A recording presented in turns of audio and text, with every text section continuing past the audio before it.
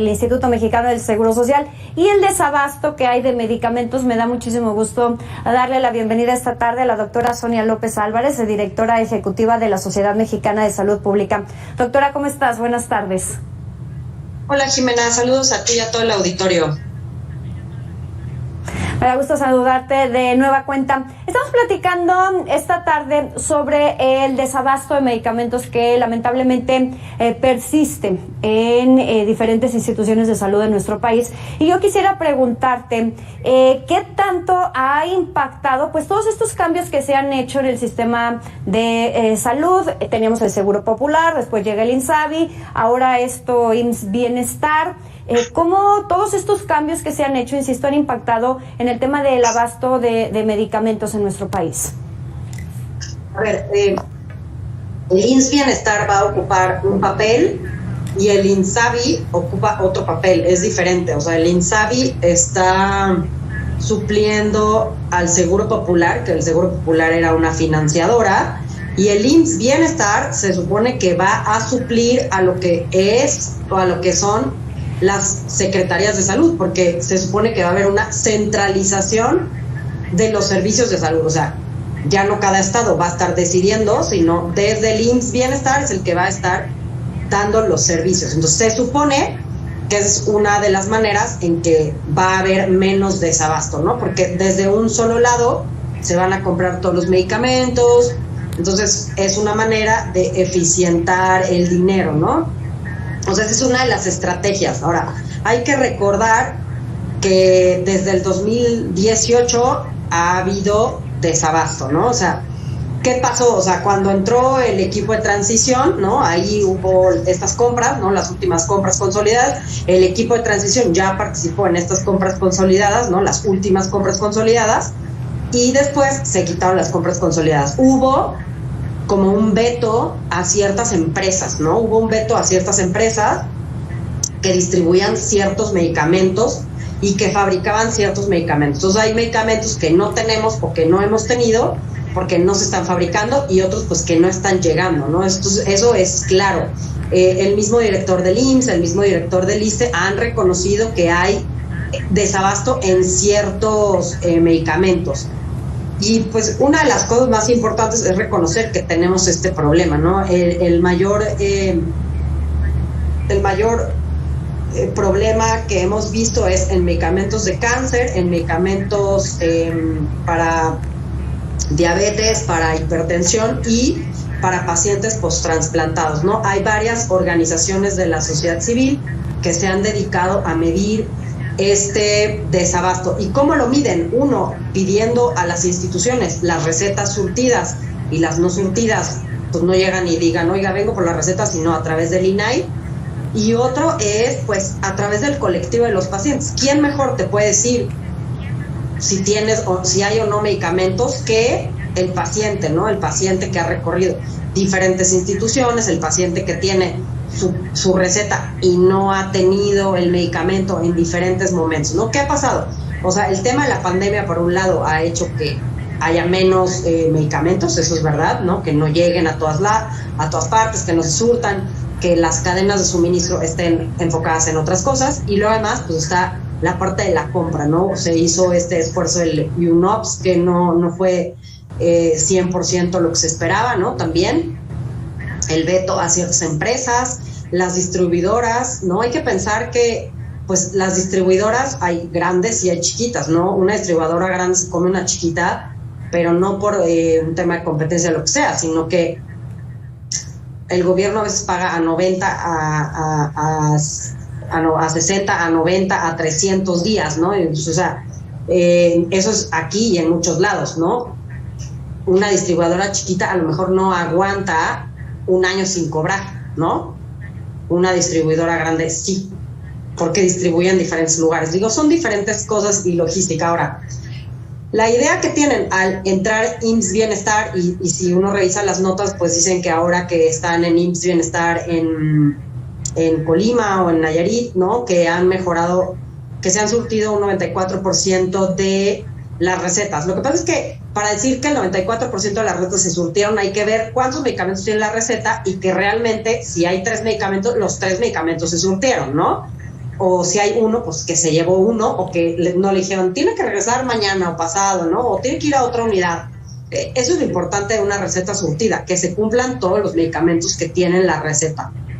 Entonces, la idea del IMSS Bienestar es que va a pasar a ocupar, digamos, pues el papel que tienen la Secretaría de Salud en los estados. Eso es la idea del IMSS Bienestar cuando uno lee las declaraciones en prensa del director del IMSS y cuando uno lee el decreto, ¿no? O sea, es un órgano administrativo pues totalmente autónomo, ¿no? Y pues por ejemplo el INSABI, para que entienda el público, Jimena, el INSABI sigue existiendo, todavía la semana pasada estaba sesionando, ¿no? El INSABI es una financiadora, ¿no? Ahora, lo que tenemos que ver, y eso es lo que hay que esperar, es cómo van a estar funcionando uno y el otro, ¿no? O sea, uno no es que sustituya o se vaya a comer al otro, sino que vamos a ver cómo van a funcionar, cómo van a estar las reglas del juego, ¿no? Que eso es lo más importante. Pero que hay un desabasto lo sigue habiendo, ¿no? Y de hecho, bueno, les decía, ¿no? Diferentes colectivos, o sea, si uno busca en Cero Desabasto, en Impunidad Cero, ¿no? Hay diferentes colectivos que se dedican a reunir todos estos datos y a visitar a diferentes colectivos de pacientes, porque pues yo diría, ¿quién mejor te puede decir que un paciente, ¿no? Que está por diferentes lugares y que, bueno, o sea, el primer trimestre del 2022 se ha visto mucho menos recetas surtidas que en 2019, por ejemplo, ¿no? En el IMSS, y eso son documentos que están ahí públicos. Entonces, pues sigue habiendo un claro desabasto, o digamos que no se surte la receta completa. Y también lo vemos, no solo esto ahorita pasa en hospitales públicos, ¿no? También lo vemos en hospitales.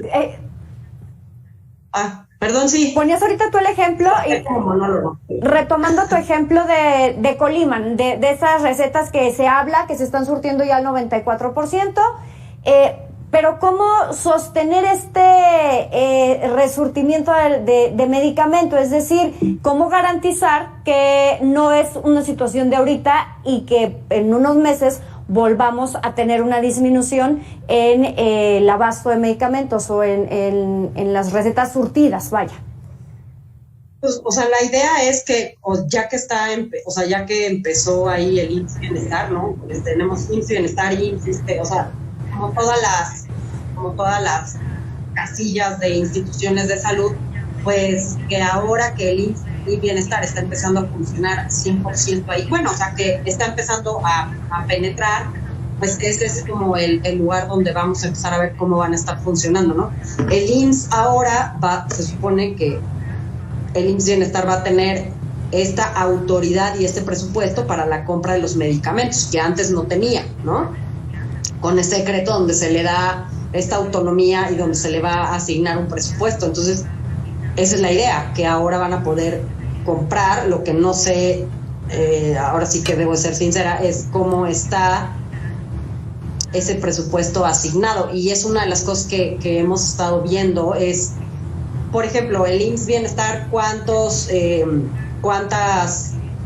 enfermedades va a cubrir, qué cirugías va a cubrir, qué va a cubrir todo, ¿no?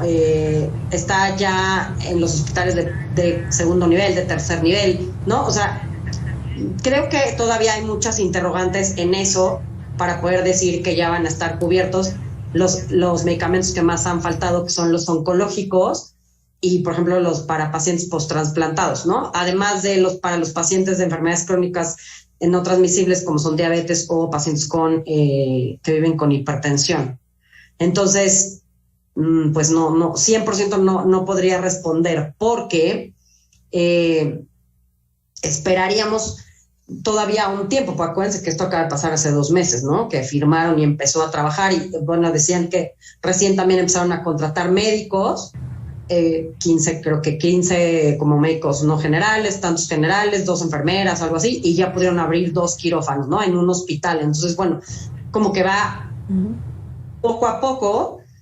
Y bueno, también es esto, ¿no? O sea, si empiezan las empresas a surtir y ahora ya no hay cómo va a ser el proceso de la compra, si va a ser consolidado nacional, si va a ser un consolidado estatal, ¿no? Pero pues hay que recordar que, por ejemplo, lo que pasa en Colima no es lo mismo que pasa en Nuevo León o lo mismo que pasa en Yucatán, ¿no? Que el país es muy heterogéneo. Entonces, esa es una de las cosas de la centralización. Doctora, muchísimas gracias. Doctora Sonia López Álvarez, directora ejecutiva de la Sociedad Mexicana de Salud Pública. Gracias por esta entrevista. Gracias a ti, Jimena. Saludos para ti y todo el auditorio. Hasta luego, muy buenas tardes. Vámonos a un corte comercial. Es muy breve y regresamos.